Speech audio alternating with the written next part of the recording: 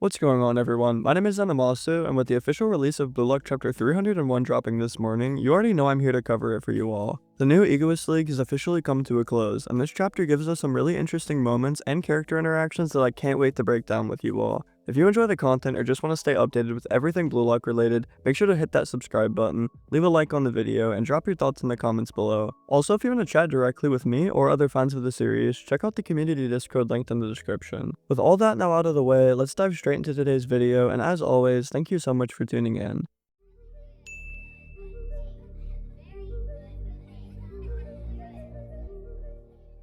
The chapter opens with the dust settling as the final whistles mark the end of the new Egoist League. Players begin leaving the pitch like Julian Loki, Charles, Lavinio, and Chris Prince among them. Noah is also seen, silent, side-eyeing one player in particular, Kaiser. He's slowly walking with his head down, clearly weighed down by his failure, but before moving further, he glances back to see Alexis Ness trailing right behind him. This immediately sets Kaiser off, as he turns and angrily asks why he's following him. Why is he still here? He tells Ness that the image of Kaiser as some untouchable emperor was just an illusion, and in reality, he sees himself as nothing more than an insignificant piece of shit. He tells Ness there's no fixing whatever that was between them. Their connection is broken and cannot be repaired. He tells Ness to leave, to get out of his life, but Ness doesn't move.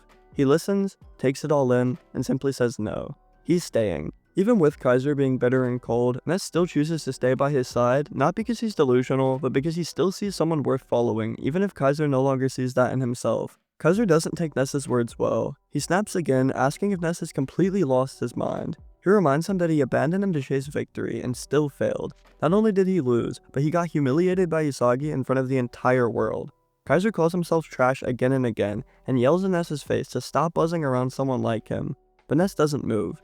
He looks him in the eyes and just says no. He's not going to blindly follow every command anymore. Kaiser's expression changes from anger to confusion. Ness tells him that he's not trash. He's a person, a human being like anyone else. This is the first time someone has acknowledged Kaiser beyond being a pawn, a weapon, or a failure. It's a powerful moment, and it's kind of funny too, considering that Ness just stands there with his I don't give a fuck face. Meanwhile, Kaiser is literally red from screaming.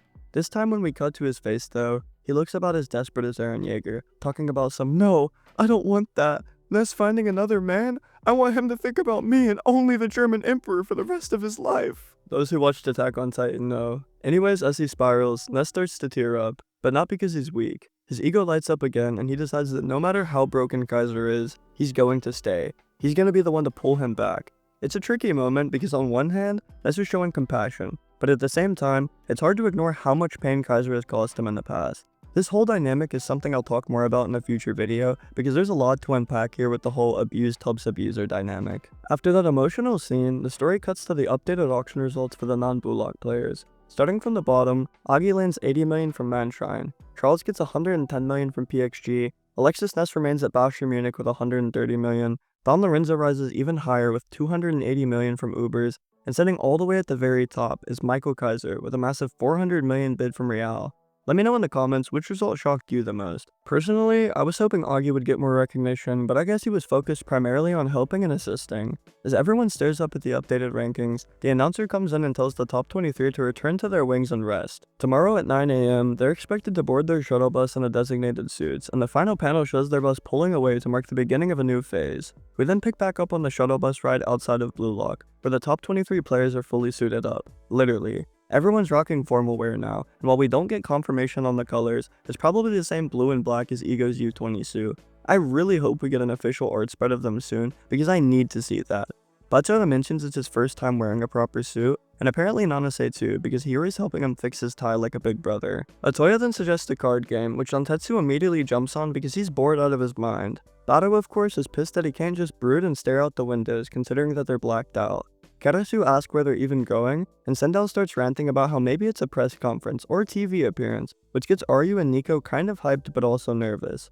Hitoshira's trying to sleep and tells everyone to shut up, while Rayla sits dead silent, zoning out at the blacked out glass, clearly depressed over Nagi. Page 10 shifts back to Isagi, who's sitting next to a passed out Gagamaru as he starts thinking about Nagi again, specifically those final words he told him. Don't stop playing football. That's all he could think to say. Looking across the shuttle, we see Ryo sitting by himself, and Isagi wonders what's going through his head too. Even Isagi can't fully process that Nagi's really gone, but before he can think any deeper, we cut to the card game wrapping up with Atoya, Santetsu, Shikari, and Bachara all finishing up. That's when the driver cuts in, announcing that they've arrived. Slowly the blacked out windows begin to open up to reveal the outside world, and it's absolute chaos in the best way. Streets packed, flags waving, fans screaming for a full genuine parade. They've arrived in Roppongi, Tokyo, and this is the Blue Lock Victory Tour in a way. Thousands of fans are lined up to cheer for the top 23 who survived the new Egoist League. Blue Lock banners are everywhere, the energy is insane, and the players cannot believe what they're seeing. With the roof hatch on the bus opening up, the Blue Lock players begin stepping out one by one, soaking in the massive crowd of fans waiting below.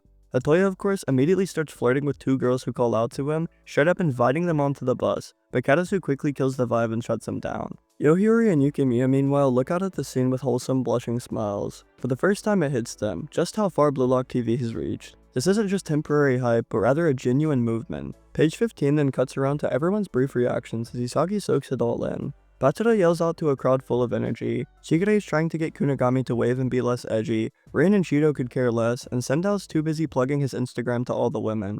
With an amazing double spread then being shown, Isagi stands at the edge of the rooftop, looking down at the sea of fans screaming for them. It is so surreal. He's realized that they've created this. Their goals, rivalries, and raw ego lit this fire in the outside world.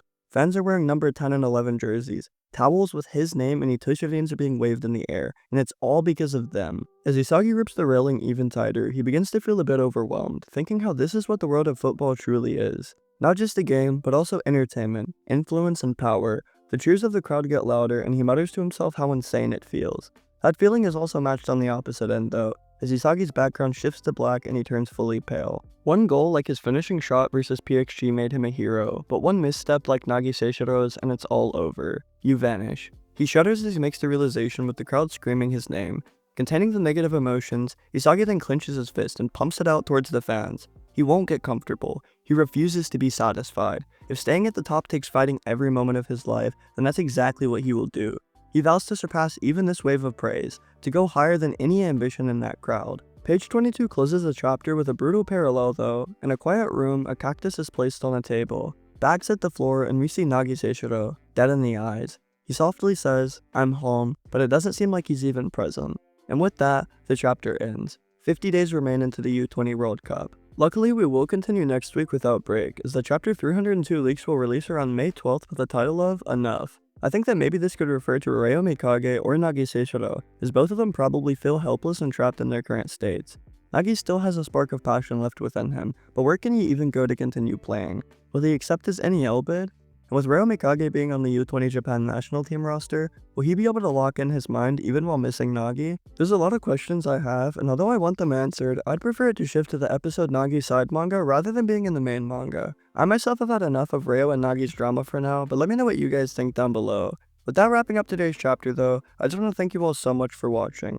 If you enjoy the content I push out and want to help me keep pushing forward, please hit that subscribe button, leave a comment below with your thoughts or video ideas, and make sure to join the community Discord. I appreciate you all so much and we'll see you in the next one shortly. Have an amazing day.